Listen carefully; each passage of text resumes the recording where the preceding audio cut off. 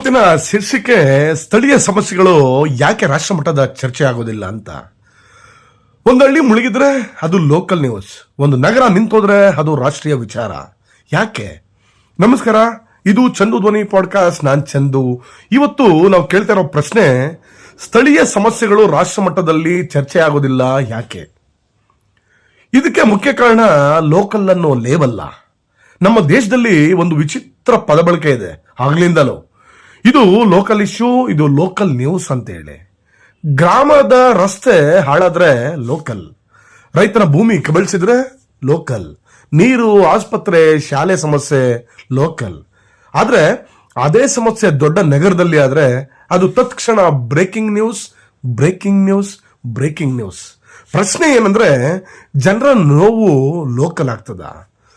ಇದರ ಒಂದು ಸಲುವಾಗಿ ಮೀಡಿಯಾ ಮತ್ತೆ ಅದರ ಆದ್ಯತೆಗಳು ಯಾರ ಪರವಾಗಿರುತ್ತೆ ಏನು ಅನ್ನೋದಾದ್ರೆ, ರಾಷ್ಟ್ರ ಮಟ್ಟದ ಚರ್ಚೆ ಯಾವಾಗ ಆಗತ್ತೆ? TRP ಬಂದಾಗ, ಪೊಲಿಟಿಕಲ್ ಪ್ರಾಫಿಟ್ ಇದ್ದಾಗ, ಅಥವಾ ಅಡ್ವರ್ಟೈಸ್ಮೆಂಟ್ ವ್ಯಾಲ್ಯೂ ಇದ್ದಾಗನ? ಗ್ರಾಮದ ಸಮಸ್ಯೆಗಳಲ್ಲಿ TRP ಇಲ್ವೇ ಇಲ್ಲ, ಲಾಭನೂ ಇಲ್ಲ. ಆದ್ರೆ ಅಲ್ಲಿ ಅದ್ಭುತವಾದ ಒಂದು ಸುಂದರ ಬದುಕಿದೆ, ನೋವಿದೆ, ಹೋರಾಟ ಇದೆ. ಆದ್ರೆ ಕ್ಯಾಮ್ರಾ ಅಲ್ಲಿಲ್ಲ.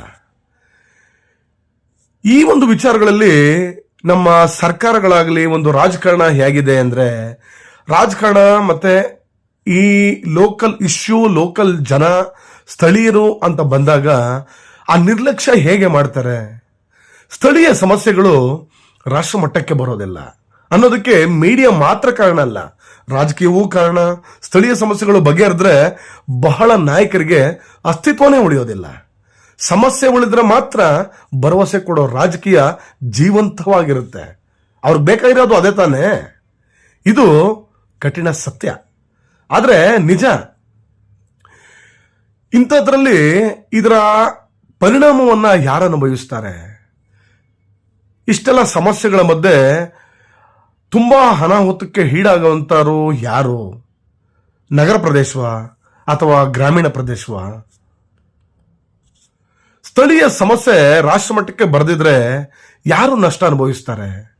ರೈತ, ಕಾರ್ಮಿಕ, ಬಡ ಕುಟುಂಬ, ಸಾಮಾನ್ಯ ನಾಗರಿಕ. ಅವರ ಸಮಸ್ಯೆ ಅವರ ಜೀವನವನ್ನೇ ಕುಗ್ಗಿಸ್ತದೆ, ಆದ್ರೆ ರಾಷ್ಟ್ರ ಮಟ್ಟದಲ್ಲಿ ಕಾಣಿಸೋದಿಲ್ಲ. ಇದಕ್ಕಾಗಿ ಸಾರ್ವಜನಿಕರು ನಾವೇನ್ ಮಾಡ್ಬೋದು?